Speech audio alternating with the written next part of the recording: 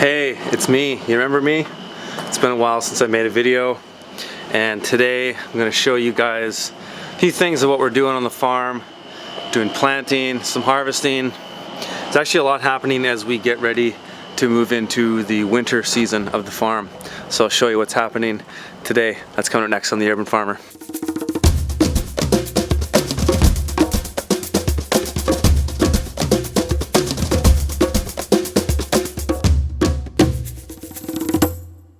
Been taking a little break from making videos.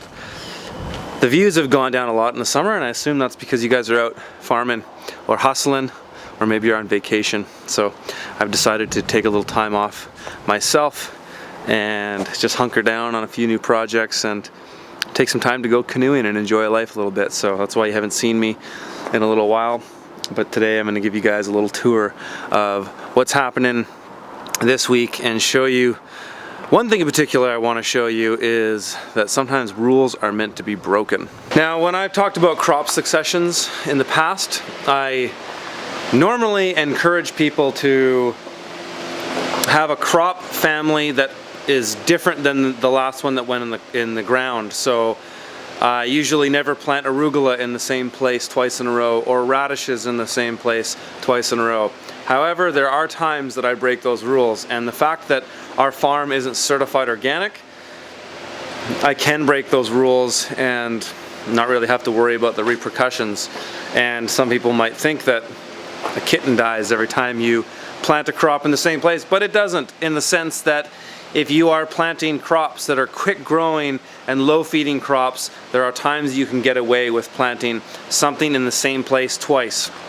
And in this case, this week we're planting lettuce, or our Salanova lettuce. These plugs have been popped out of the plugs and they're going in the ground. Mark is out in the back right now planting them, and we're planting these in the same place as there was Salanova before. And the main reason for that is, as we get closer into the fall and winter, I want to keep the production of my farm as close to the home base as possible, so that during winter I'm not having to go a kilometer in one direction to get one crop, because in the winter things are growing a lot slower, and it does become quite a nuisance to go out in the field, especially when there's snow on the ground. So our main objective right now is to keep the crops that are going in the ground now, that are going to be fall and winter crops, as close to our home base as possible. And so that's why we are planting lettuce in the same place that it just was. So before Mark started putting these in the ground, he took the fabrics off, we put in more manure, we turned those beds over and put the fabrics back on, and now he's transplanting into them. So it wasn't a matter of just pulling out the old lettuce plugs and then planting ones in the same place. We've amended the soil and reworked the soil before they've gone in. And the main reason is because it's all about logistics. It's about having these as close to the home base as possible, so that I don't have to travel far to get that lettuce when it comes November or even December. So right now we're just transplanting more out into this plot, meaning that our home base is always going to get more production here than it is on other places, because we're here more often. So it's simply more economical from a time standpoint to spend the time to get more rotations out of the beds that are at this site. So all the beds in our home base are going to have more rotations than even some of our plots that are considered high rotation, meaning that they have multiple crops in per season. I'm going to push it as far as I possibly can here at the home base, more so than any other plot. So in my front yard here as well, Mark is also going to be putting lettuce in these beds, and these will have enough light on them that they'll be able to do that, because as the sun is receding back in the sky as we approach the fall equinox, I am starting to get shadows cast along these beds, and you can see that right here. You can see that this little segment of a bed is in shadow, and this is beginning to be in shadow.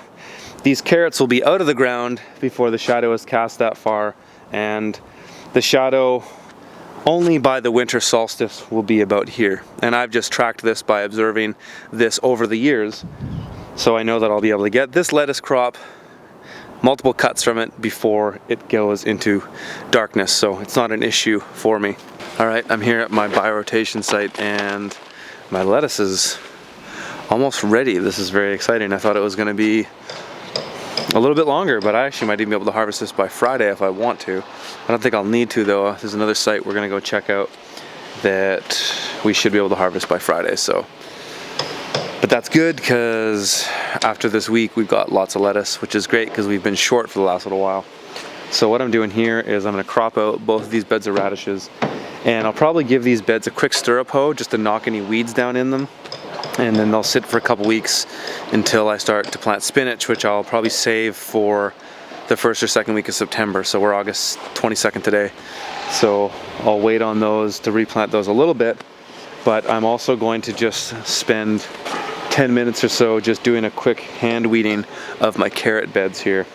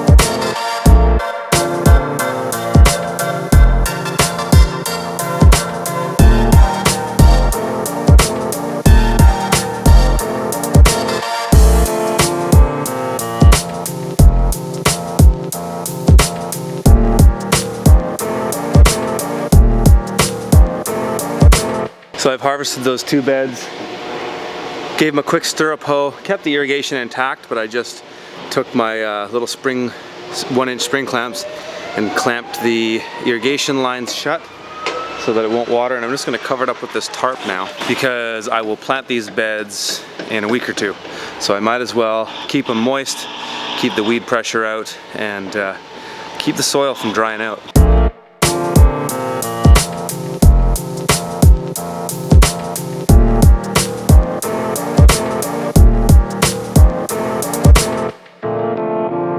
Okay, I'm all done here.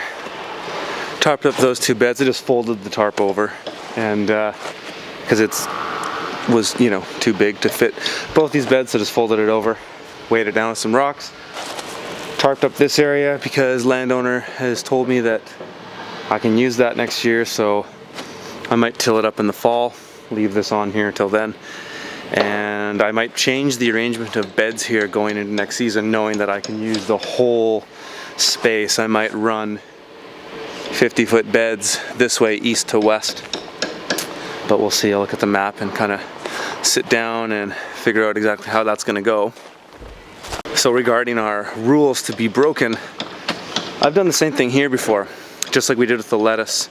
I have planted radish 2 times in a row here, and you know, the times that I do that kind of thing will often be at the high point of summer when crops grow really fast. So in the summertime, I can have radishes from seed to harvest in 21 days. That was the case here. If I needed a place to plant radish right now, I could plant it right here again and most likely not have problems because they're in and out of the ground so quickly. Whereas in the spring or fall or any other time of year, that crop might take 45 to 60 days if it's a colder season. And in that case, it sits there longer, has more time for pests to find it and problems to arise. But when crops are in and out of the ground so quickly, sometimes you can double up and not have those problems. Right, I'm here cutting all this lettuce, getting a couple beds worth.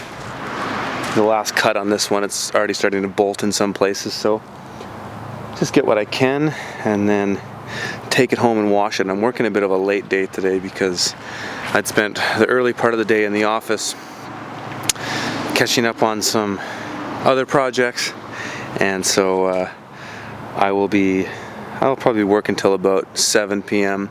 tonight. Gonna wash these greens and then I'll be done for the day.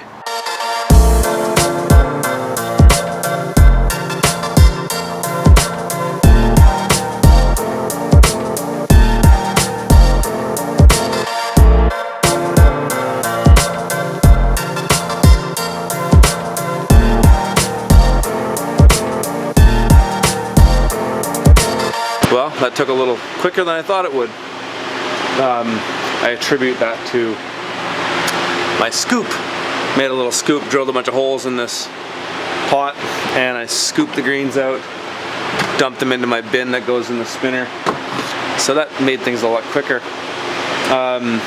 You know, right now actually I'm in the process of changing this whole rig altogether. I've commissioned a guy at an appliance repair store to build me he's basically modifying a washing machine to accept these.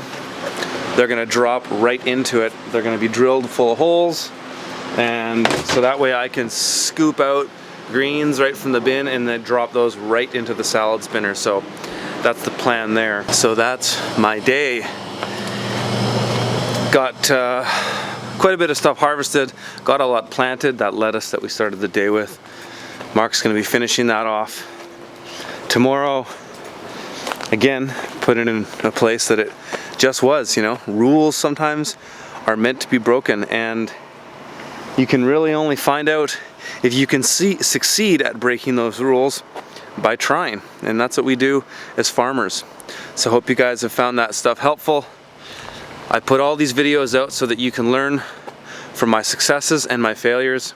And I really appreciate those of you that donate to the show. It's been a huge help this season. I've put a lot of energy into these videos, and frankly lately I've had to step back because it's mid-season and I'm a little burnt out, to be honest. And that's exactly the subject that I'm going to make my next video on, so tune into that. That will come out in a couple days after this one. Not going to be putting out a daily video for the next little while. Going to kind of let these dog days of summer pass by. Seems like a lot of you are enjoying the summer yourself, so get out there, do it, hustle, take a vacation, whatever you're going to do, and we'll talk to you soon. Thanks for watching.